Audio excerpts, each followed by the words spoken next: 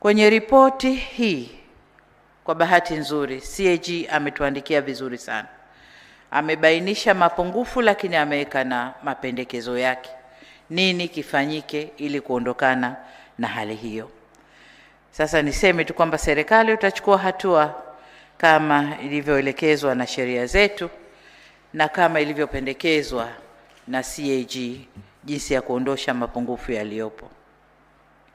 Taarifa ya TAKUKURU kama ilivyowasilishwa na mkurugenzi mkuu inaonyesha miradi iliyofuatiliwa, fedha zilizookolewa pamoja na hatua zilizochukuliwa kushughulikia vitendo vya rushwa. Hii ni kazi muhimu katika kulinda rasilimali za taifa na ninawapongeza kwa juhudi hizo. Kama tunavyojua kwa hakika kuwa rushwa ni adui wa maendeleo ya taifa na ustawi wa wananchi wetu. Aidha, na kupongeza mkurugenzi mkuu wa PPRA kwa kazi mnayoifanya. Ni mara yako ya kwanza kusoma ripoti hadharani. Nyuma nilikuwa napata tu ripoti kwenye makaratasi. Lakini nakupongeza hususan katika kuimarisha matumizi ya mfumo wa NeST. Mmefanya kazi nzuri sana ambao umeongeza uwazi na uwajibikaji katika manunuzi ya umma.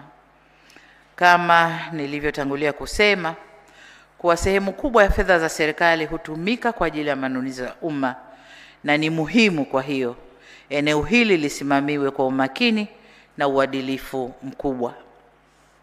Wito wangu kwa viongozi wenzangu ni kusimamia kamilifu taratibu za manunuzi ya umma katika taasisi zetu. Vile vile ni kuelekeze mkurugenzi mkuu PPRA ili tuweze kusimamia vizuri kwenye taasisi zetu. Kuna kitu kinaitwa name and shame. Kwa hiyo ripoti yako ya mwakani ukitutajia nani wanafanya vibaya zaidi na nani wanafanya vizuri zaidi, itakuwa vizuri, itawatia ari wale wanaofanya vibaya zaidi ili wajitahidi kufanya vizuri zaidi. Baada ya kusema tu mashirika haya imefanywa, sema TANESCO hawajafanya vizuri, nani wamefanya vizuri, tutajie ili waone aibu, wajitahidi wafanye vizuri.